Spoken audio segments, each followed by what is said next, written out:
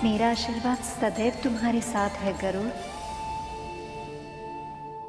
प्रभु, मैं उस पुत्र को क्या आशीर्वाद दे सकती हूँ जो स्वयं मुझे वरदान स्वरूप मिला है। आज पहली बार मैं गरुड़ की जीत की कामना कर रही हूँ। हे प्रभु, उसे सफल करना।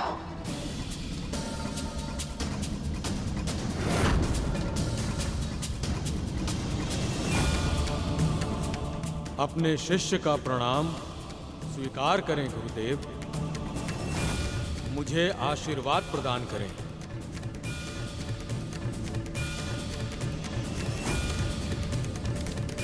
गुरुदेव नारायण, अपने शिष्य को अपना आशीर्वाद प्रदान करें, मेरा मार्गदर्शन करें।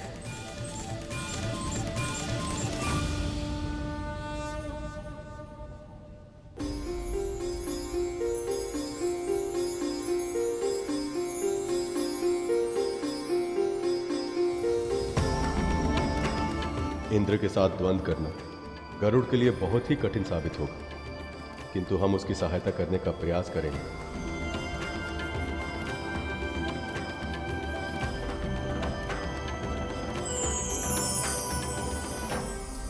कल्याणकारी कार्य के लिए हम और हमारा संपूर्ण ज्ञान तुम्हारे साथ है गरुड़।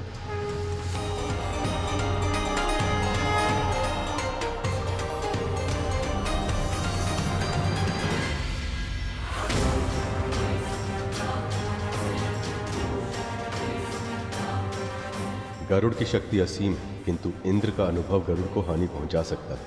अब नियति ही तय करेगी गरुड़ का भविष्य।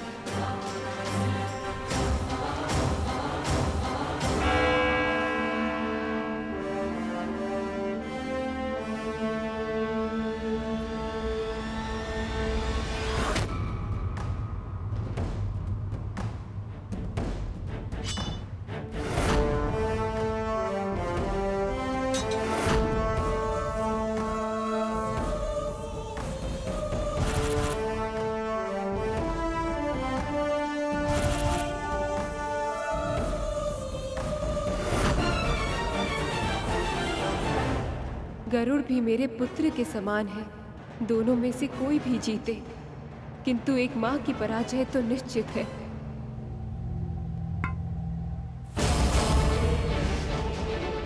मुझे तो तलवार चलाना भी नहीं आता, किंतु मां को दास्ता से मुक्त कराने हेतु मुझे लड़ना ही होगा।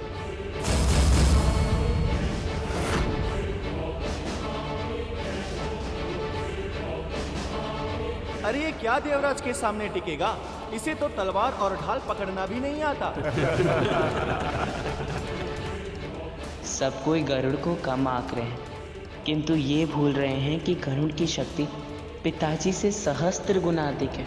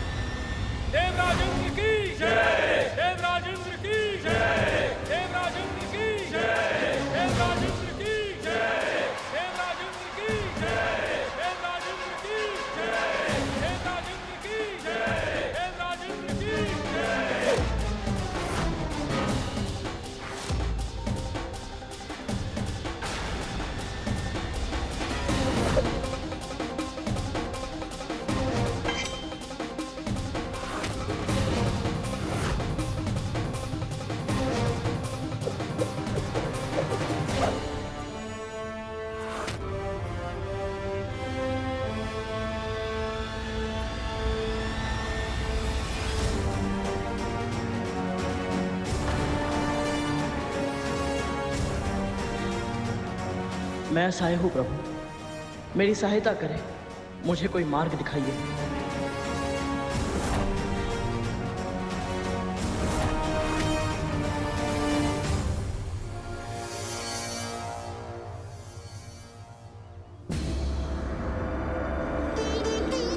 मैं यहाँ कैसे?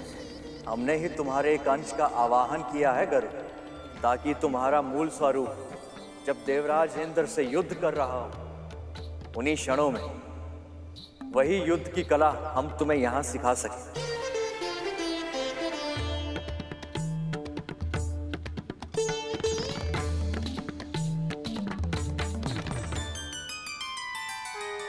अब आरंभ करते हैं गरुड़।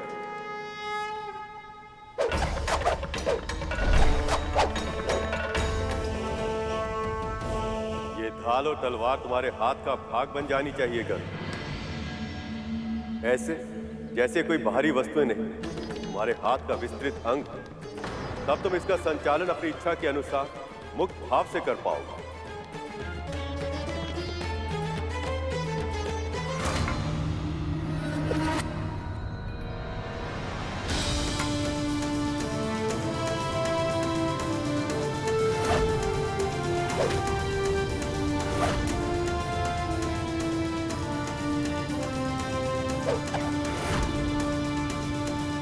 तुम अपने प्रतिद्वंदी का अनुकरण मत करो गरुड़।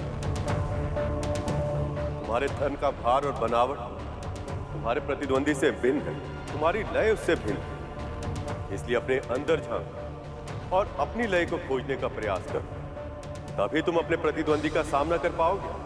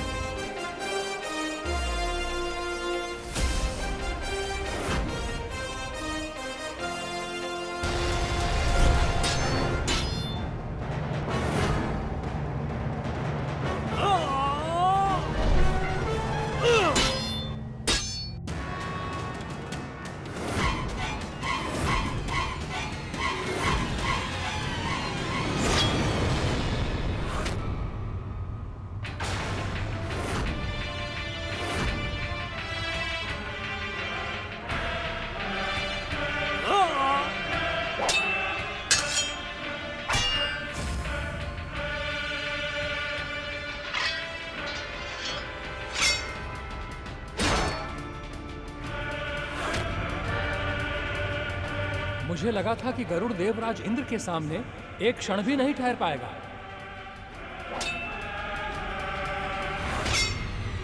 जिस तरह से देवराज के वार को बचाकर ये अपना वार करने का प्रयास कर रहा है, उससे स्पष्ट है कि देवराज को इतनी आसानी से जीतने नहीं देगा। तलवार चलाने की कला कब सीखी इसने और किससे? पर यह सब सोचने का समय नहीं है, अभी तो इसे परास्त करना है किसी भी मूल्य पर।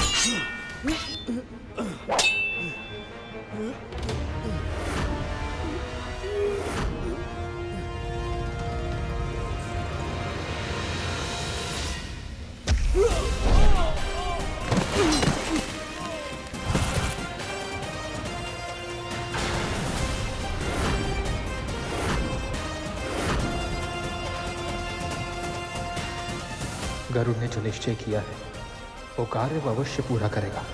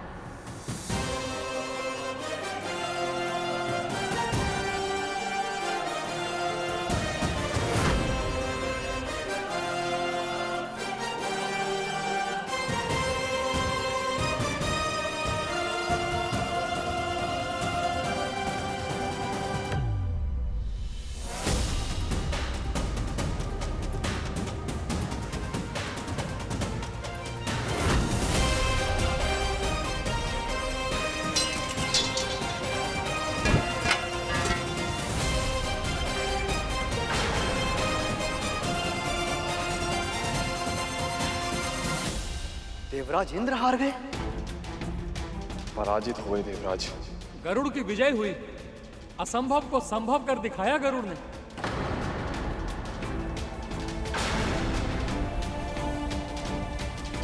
अद्भुत साहस का परिचय दिया है गरुड़ ने, और अभूतपूर्व आत्मविश्वास का भी। नारायण नारायण, प्रथम चरण जीतकर गरुड़ का आत्मविश्वास और अधिक बढ़ गया है और इंद्र का स्वाभिमान आहत हो गया है। और प्रभु, देवराज यदि हार गए तो अमृत की रक्षा कैसे हो पाएगी?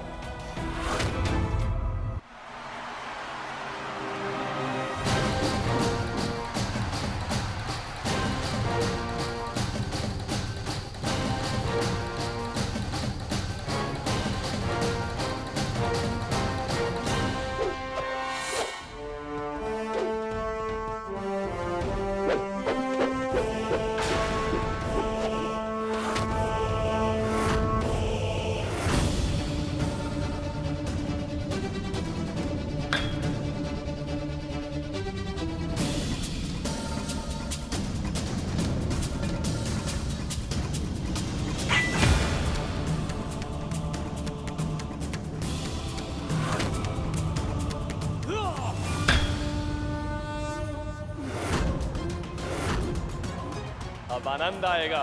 सत्य कहा वरुण देव। गदा युद्ध में पिताश्री की दक्षता किसी से छुपी नहीं है। अब ये अवश्य ही गरुड़ को हराएंगे। गरुड़ ने आज तक कभी गदा को छुआ भी नहीं था। इस चरण में अपनी रक्षा कैसे कर पाएगा वो?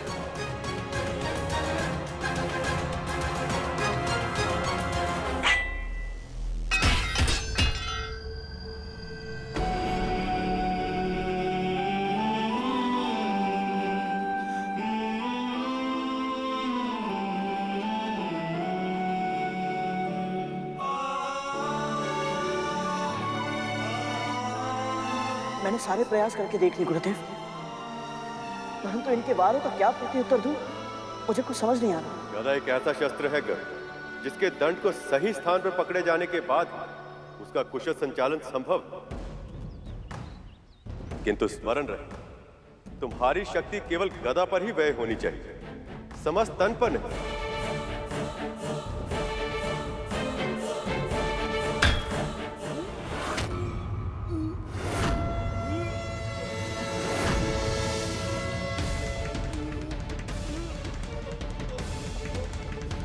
इसने गदा को सही ढंग से पकड़ना सीख लिया है।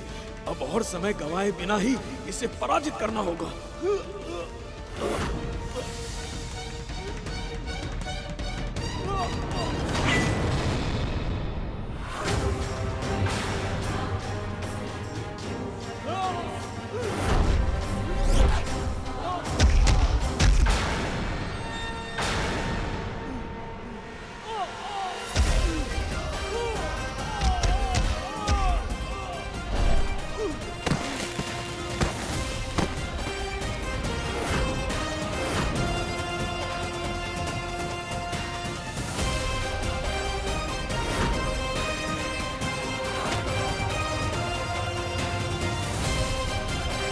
अद्भुत गरुड़, अद्भुत। इतना बल, ऐसा अविश्वसनीय सामर्थ्य, हमने जो सोचा था उसके बिल्कुल विपरीत हो रहा है। मैं तो सोच रहा था कि अमृत का पान होने के बाद यदि देवराज हार गए और गरुड़ ने अमृत ले जाकर नागों को दे दिया तो फिर क्या होगा? यदि आज मैं अमृत की रक्षा नहीं कर पाया तो नागों से संसार की रक्षा कैसे कर पाऊंगा?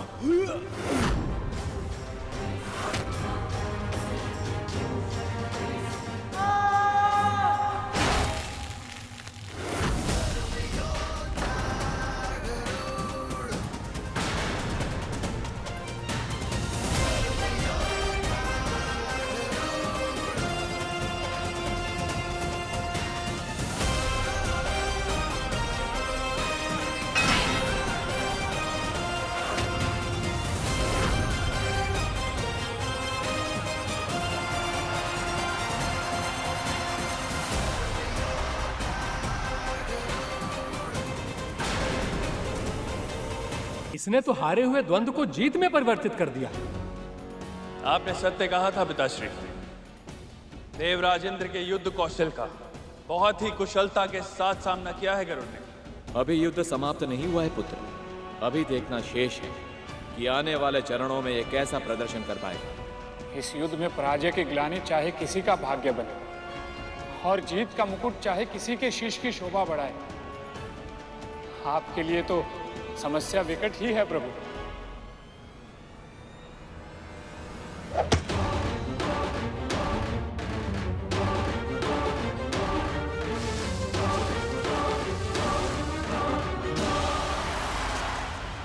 बस बहुत समय नष्ट हो चुका।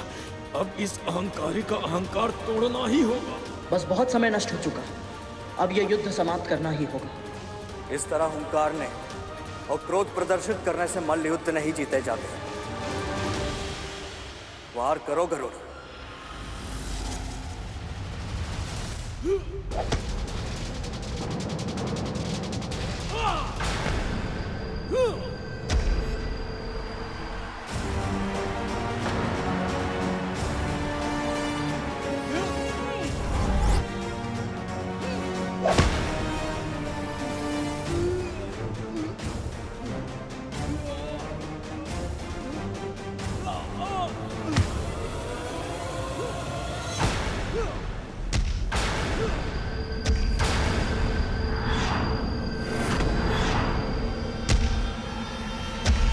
ये क्या हो रहा है माँ?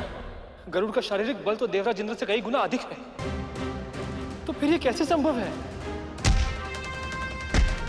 कभी कभी शारीरिक शक्ति से अधिक महत्व इच्छा शक्ति का होता है शेष। गरुड़ ये युद्ध अपनी मां की मुक्ति के लिए कर रहा है, पर देवराज इंद्र भी तो संसार में शांति की स्थापना के लिए और सभी प्राणियों की सुरक्षा जैसे पवित्र उद्देश्य के लिए संघर्ष कर रहे हैं। अतः अपनी दृष्टि में दोनों के ही कारण उचित हैं। इसलिए इस द्वंद्व में कौन जीतेगा और कौन नहीं, इसका अनुमान लगा पाना असंभव है। नारायण नारायण।